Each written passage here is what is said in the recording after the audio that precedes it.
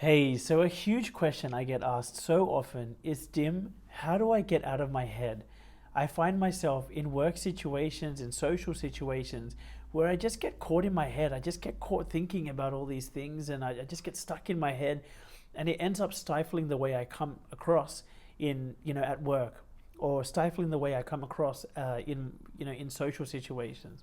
Sometimes, to be honest, it's a huge relationship dampener or even killer when guys get caught in their head because the woman needs something from them specifically. Usually if it's a feminine woman, she or feminine partner, she wants the guy's presence, and we struggle to give them our presence if we're caught in our head thinking.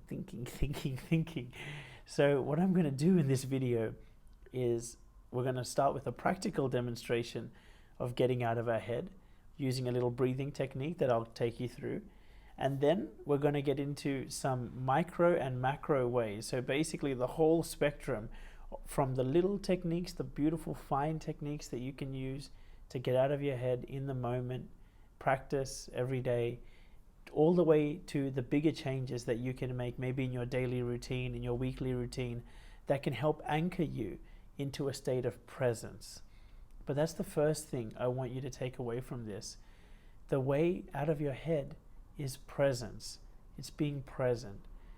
And you'll know you're present when your energy is not just up here, but your energy, you can feel it going through your whole body, and you can feel a space. And if this doesn't make any sense, that's okay. We're going to do some breathing just to slow down, just to relax, just to bring the energy out of the head and into the body. I want you to start breathing with me, nice and slow. And first, I invite you to visualize that oxygen going in through your mouth, down through your throat, through your body, through your lungs, all the way down to your belly. I want you to visualize that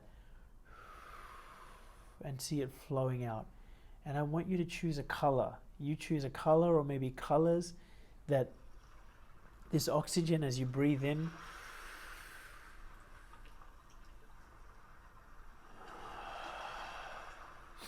and you can leave your eyes open or closed. And the key thing I want you to do as you keep breathing with me is bring your attention out of your head and into your belly, into your body.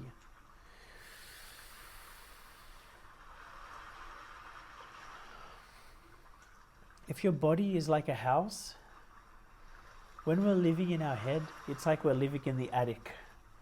We want to bring presence to the other rooms of the house, and that's what I want you to do.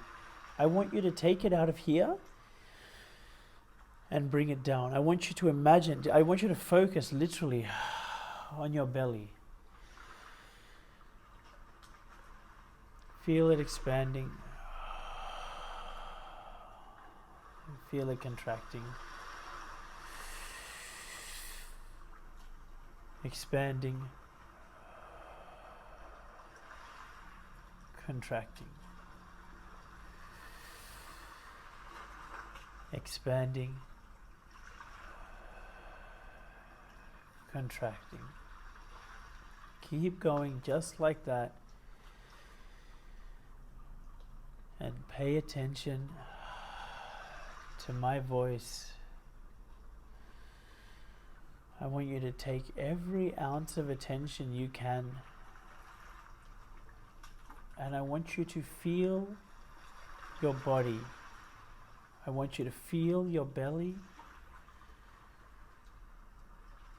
I want you to feel yourself sitting in the chair, feeling your legs.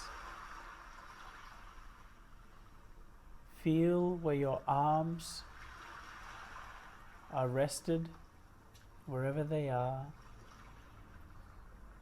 I want you to bring that attention down all the way down into your hands. And with every ounce of attention you can muster, I want you to completely surrender just for a moment. Let go totally of your head. I promise you can definitely make your way back there whenever you want to. And I want you to take every ounce of attention you have and put it into your hands.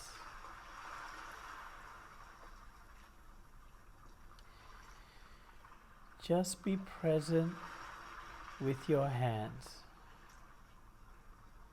Feel them from inside your hand.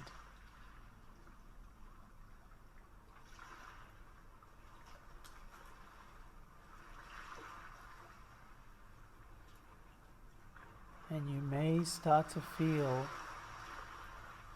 a beautiful sense of aliveness and energy. Can you feel it? You're doing excellent. This is inner body awareness. And I want you to take that same attention. I want you to feel it coming out of your hands, up your forearms, up to your shoulders, into your chest, into your upper back. Feel it pouring down through you, through your upper back, through your upper torso, down into your gut and the seat of your soul. All the way down to the root chakra, if you believe in that.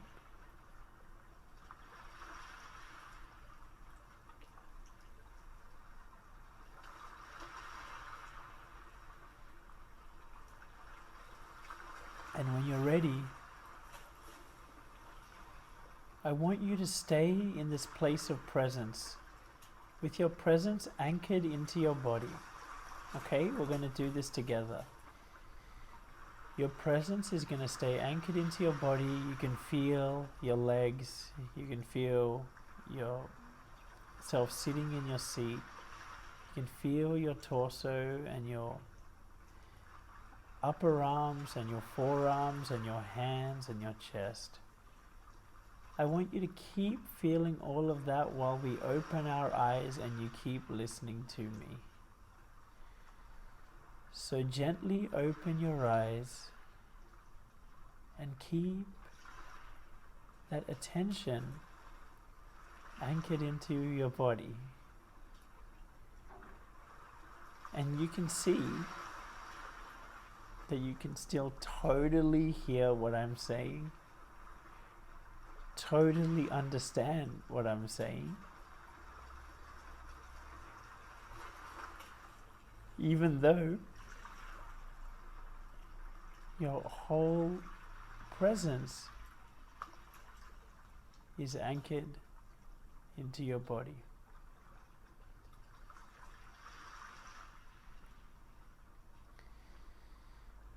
Inner body awareness is one of my favorite techniques to get into your body, to become more present, to get out of your head.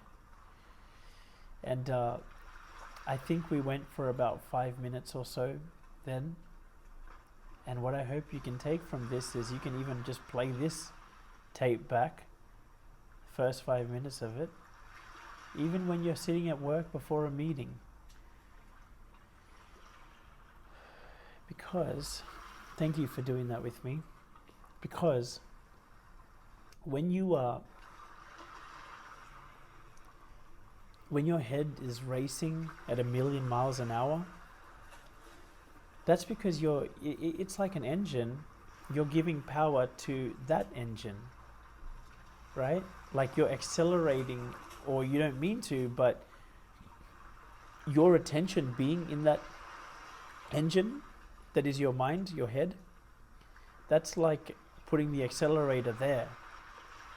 And there's a way that you can coast. You can coast where you have, you know, when you coast in a car, like your foot's not on the accelerator, or it can sometimes be, but often, like sometimes you don't even need your foot on the accelerator, and the car just goes. It's called coasting, right? There's ways that you can coast where you just take your foot off the accelerator on your brain and just let it be, let it coast. And you'll see that there is no detriment to your awareness. You've understood everything I've said. You know, if the price, Eckhart Tolle says, if the price of consciousness was a lower level of awareness, it wouldn't be worth it. Consciousness is not being present is not about being a vegetable. See, you know, when people drink, you know, they do it often to get out of their heads, to like kind of calm down the voices for a while. But then, and so yeah, you kind of become a bit more present in that those other things go out, numb down for a while. But the side effect is that you lose your awareness slowly until you drink yourself into being a vegetable. But what you just did with me there of getting out of your head, getting into your body, was just one of many techniques that I'll show you that can help you do the exact same thing, but except you're consciously, fully, totally present with the other person. And it's powerful, and I hope you can feel it. I think it's the most special gift you can give to anyone. To be honest, like, you know that I'm a coach. One of the biggest healing things that I actually give to people, and I don't think people even know it, is just me being present with them. I'm just there with them, and they'll say whatever they say, and I don't judge them, and I'm just there. Even that I don't know about you, but that's therapeutic for me. Just someone listening to me without judging me and actually listening. What a gift. So, and just as a, you know, to go back to the car analogy, you can put all your eggs into this basket, or you can put them between the baskets, right? You can put some energy into your heart, some attention into your heart, some into your gut, some into just where you're sitting. Like, I like to do that. I like to put it in my legs, into where I'm sitting, so I just feel grounded. I just feel there. You can do this even in the moment where you're having like an upset with the wife, or with your partner, or with your boss.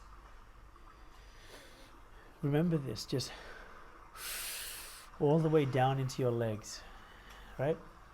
So we'll do it together. Breathe in. Feel it going through you, down, through your shoulders, through your chest, down your torso, down your waist, down your hips, down your legs, all the way to your feet. And coming back out. Down.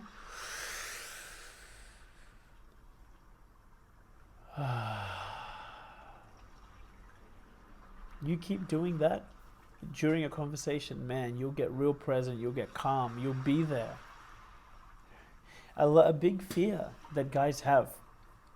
So that's the end of the experiential component of this. But, you know, there's no integrity talking about presence if we're not actually being present.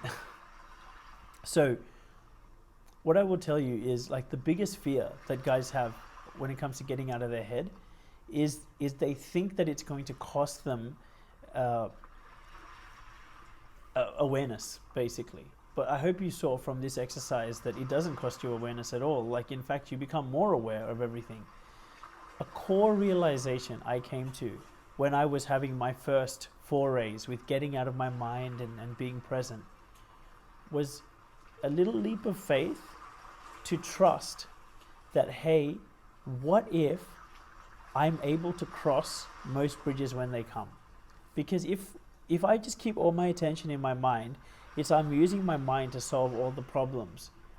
But when I was able to give my presence and my attention to the rest of my body, it was like I recruited extra faculties that I didn't know I had before. I recruited the whole strength of the whole of me. And I realized that there's actually a higher probability that I'd be able to solve problems and get through the challenges of life when I was present and anchored into my whole body, as opposed to just being in my head, just being in my mind. Hope that's making sense. And what I came to realize was that I trust that I'm actually capable of crossing most bridges when they come. And there have been many times in my life where like I found myself unprepared, or I was thrown into, into the water. I forgot the phrase. You kind of, you start in the deep water. I'm so sorry, I forgot the phrase. And especially in the army, they kind of just drop you in and you have to just figure it out. And what I have realized is a lot of the times I didn't need to be as prepared as I thought I needed to be. You may have heard Mike Tyson says, everyone has a plan until they get punched in the face, right? So preparation is good. I used to be a project manager. I believe in preparation. Preparation is good. But you also need to be present in the moment as well. And I think your presence in the moment is probably even more valuable, because there could be unprecedented things that come up in the moment that you didn't plan for. And so that's why I want to give my full presence to the moment that's in front of me, because that, for me, maximizes the chances of me navigating that situation in a way that I'll be happy about. And with that, I came to the core realization within me, and it's the one that I offered to you, which is you are capable of crossing most bridges when they come. And you have a higher chance of doing that if you give it your full presence. I definitely believe in preparation. Prepare, man, prepare. That's cool, prepare. But when it's game time, be there. Don't be in your head, be there. Is that fair? So, now, some different techniques to anchor this feeling, this connection to presence is what I like to call a connection to presence. As I said, there's macro ways and there's micro ways. So, microwaves. So the micro ways are little in the moment things that you can do, and the macro ways are bigger kind of life changes or daily changes that you can do. So let's start with the micro.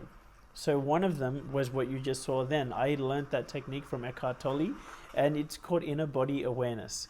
Another place that I came across this was there's this 10-day meditation camp called Vipassana, which you can do if you're in Australia. It's around the world, to be honest, and it's free. It's 10 days. And all they do is teach you how to meditate. And you can't speak for 10 days. I mean, you can speak to the instructors and stuff, but not to other participants. And it just allows you to go really deep and train in this stuff. And again, I remember this pivotal moment in my life where I could feel my mind just going, no, dude, don't let go of thinking, don't let go of thinking, don't let go of thinking. And I made a leap of faith to believing, you know what, I'm capable of crossing most bridges when they come, if I give it my full presence. So the higher the probability I will have to succeed in that obstacle is the more presence I give it. And in that moment, I let go of the need to always be thinking. And I just became present, and life unfolded so beautifully for me ever since then. It really did. Like I definitely have had challenges, but I am so grateful that I chose to make that decision to access more of my intelligence than just what's in here. So Vipassana is one. Inner body awareness is another one. So another one is just pure breathing meditation, which is what they do in Vipassana. Initially, they teach you breathing meditation, but then they get you to do what we just did, which is body scan, inner body awareness. Like you just sense everything around everywhere. And what's very important in this process, especially in these finer processes, is there's this incredibly beautiful quote by Matt Kahn, which encapsulates what's incredibly important.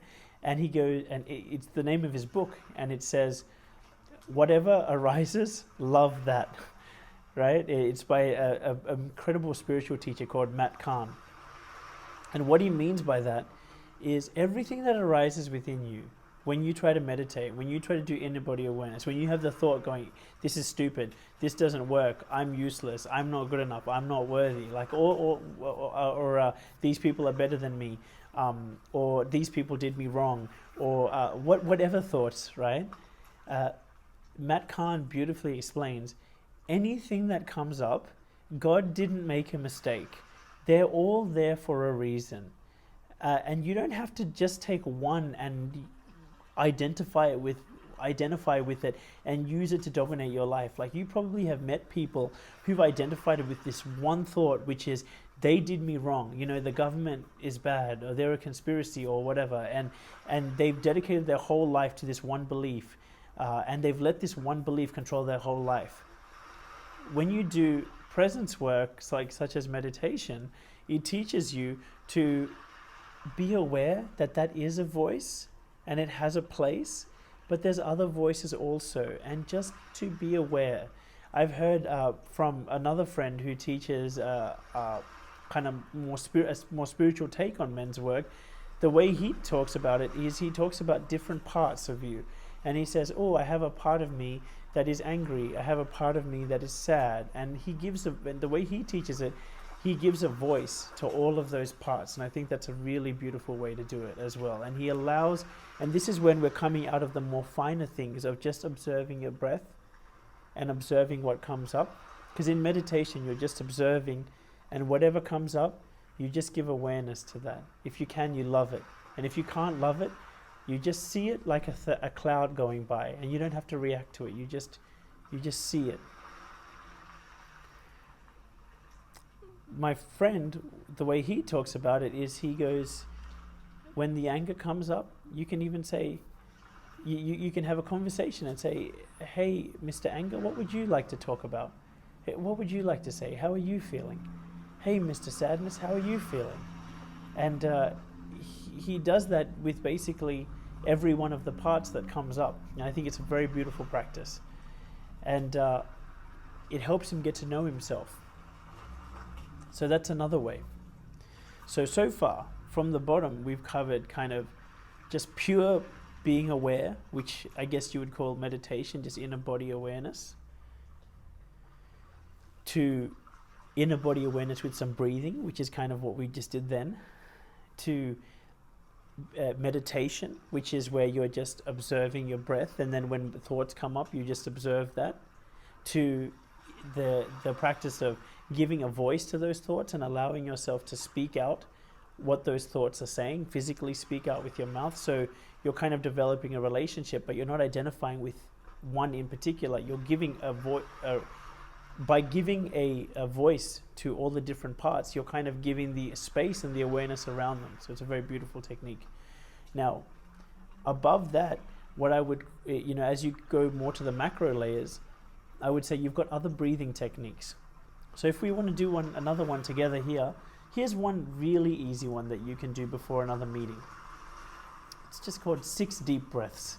Not 1, but 6. There was a study done in Japan which showed that it took a minimum of 6 deep breaths to change the biochemistry in the body, not 1. So let's do it.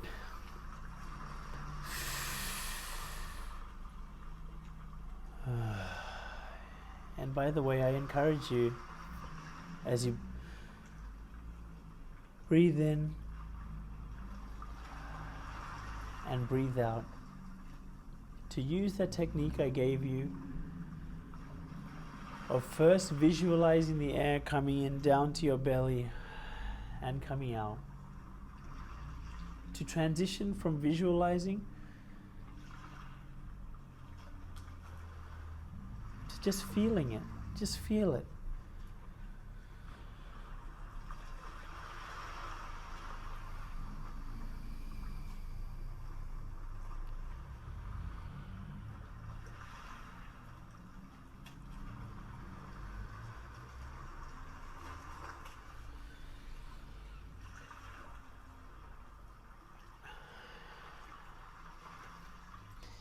And as you move up the scale, and hopefully you enjoyed that, and you can feel it, right? Because when you start to pay attention to your body, one time I did this with a client of mine, and suddenly all these yawns came out of him.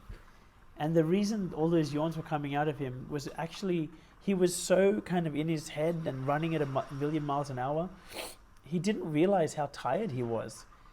And when he took a moment to slow down, to stop, to take a moment to connect with his body gave him the feedback of, hey, I'm tired, like let me sleep, I need to yawn. And he was yawning and yawning and yawning. And this is, I feel this is good, very good for your health. Though I'm not a medical professional, I would say it's very. I would imagine it's very good for your health when you connect to your body and you can connect to what's going on in there. So, above that, you've got things like holotropic breathing. You've got Wim Hof breathing. You've got different styles of breath work. That's kind of they're kind of bigger ways that you can kind of get into this place of presence. But I would say now you're transitioning into the more macro ways. And what I call the more macro ways is grounding. So you have at the finest level, you kind of have this beautiful presence work, which you can do, you know, in the morning. I like to do it in the sauna. I like to have a place that I go every day to do this stuff, to just to help me anchor in, because otherwise you just forget. So we'll talk about routines and things towards the end of the video, but then as you move up from these finer techniques, you have more grounding things. And a more passive way to do grounding is you have like Wim Hof breathing, or you have holotropic breathing, things like this you can Google, and they're beautiful breathing techniques to help you slow down, to get into your body. What I do in the layer above that is you have a primal screaming. So you may have heard of that. That's basically, I used to run a guided meditation class in Sydney at the beach called Raw. And basically it would be me and all the boys, and I would be running this class. It got really big. We had classes where you kind of regularly get about 30 or 40 men and then 30 or 40 women. And we'd be on the class and we'd be doing different techniques to jump, to shake our body, to do catharsis, to let everything out, and to yell, to roar at the top of your voice. And when you do this stuff, it just lets everything out. It purges, it purges, it purges. And then you just feel this peace, this presence. So as I said, these are more gross level things, more broader level things. And they're less practical to do day to day in the office. But they're different things that you can do kind of more on a daily basis. The one that I like to do is the gym. And I would say that's one that you're probably already doing, but you probably didn't know that you could use it as a way to get grounded. And the way you use it as a way to get grounded is when you're in the gym, let go of your thinking mind. Let go of the thoughts and just focus on what you're doing there and enjoy it. And you know when you're lifting the weight and they say feel the muscle moving, you know, do that. And it's a way to naturally anchor into your body. It's beautiful. When you're going for a run or whatever, you can feel the air pumping in and out of your body and listen to the music and get carried away out of your mind and just connect with your body and the presence of everything that's going on. That's a way, it's a beautiful way that you can do every day to anchor into this. And anchor is an important word, anchor into this beautiful place of presence. I really encourage you to have a protocol or a few, and that's why I'm making this video, for you to do every day to help you anchor into it. Tony Robbins has this beautiful concept called the emotional home. And basically the way he explains it is that there are some people who have an emotional home of anger. And you know them because whatever happens, the way they choose to respond to it is they get angry about it. Some people have an emotional home of sadness. Something happens and they have a habit. It's a pattern of, cool, the way I'm going to respond to this is I'm going to feel sad about it. Some have an emotional home of worry and anxiety. I bet you even know who these people are in your life, right? Like anything that happens, they find a way to talk about the risks and the issues and they feel worried about it. And then you have others who have an emotional home of, it's my fault, and they doubt and they're hard on themselves. So we all have different emotional homes, and it's really about what you want to train into becoming yours, because the emotional home you may currently have, maybe one of worry, maybe one of anxiety, one of getting stuck in your head, well, it's mostly there because you trained it to be there. You kept doing it, and now it's like the emotional home. And now what we can do is train a new emotional home. And the way we do it is by using these protocols, by going for a run every morning. And when you do it, just anchoring into your body, lifting weights in the evening. And when you do it, anchor into your body. Feel your body, feel your arms, feel when you lift, feel the muscles contract and relax, and feel them when you're stretching. Anchor into your body. So, and I'll talk a bit more about, a sample routine a bit later. But the gym is an incredible one. Beyond that, what you may intuitively find is that when you are in some kind of expansive landscape where you feel a lot of space out there, like overlooking the ocean, being in a park, being in an expansive place where you can see a huge view, the space out there makes you feel space in here. So, how this could all look in practice. Like I myself, I really enjoy going to the ocean every weekend. It's sometimes a bit more than that. And what I like about the ocean is, number one, it's so expansive. There's so much open space. Another thing I really love about the ocean is I jump into the cold water. That's another way to ground. It forces you to get out of your head. You can't help it. You jump in and you're like, ah, and you get too shocked and your brain just pauses. And you jump into the ocean and you feel your body all getting cold, but it anchors you in. If you can't do that, like I like the sauna, or you can use a pool, or you can use a cold shower, and the gym, using things like that to help anchor you into your body. And for me, why I brought up the sauna is because that's where I also do the meditation, where I also slow down and breathe and bring my attention back to my body. And in those tough times, in relationships, at work, where you find yourself getting into your head, practice ground, like feeling your feet on the ground, and with your breath, bringing your energy all the way down till you can feel your feet, and all the way back up through your feet, through your body, and to the person, and back down through your feet, and all the way back up. And here's the thing, the more you practice this, the more you anchor this into becoming your emotional home. Eckhart Tolle calls this mini meditations. When you're washing your hands, when you're walking up the stairs, just be present to that.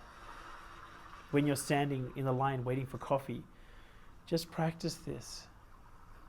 And this combo I have found of macro things and micro things, added with the mindset piece underneath it, which is understanding that you actually have a higher chance of crossing most bridges when they come if you give them your full presence, helped me out of this place of being in my head and anchoring into my body as my primary state of being.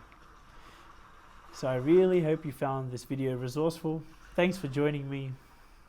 See you in the next one.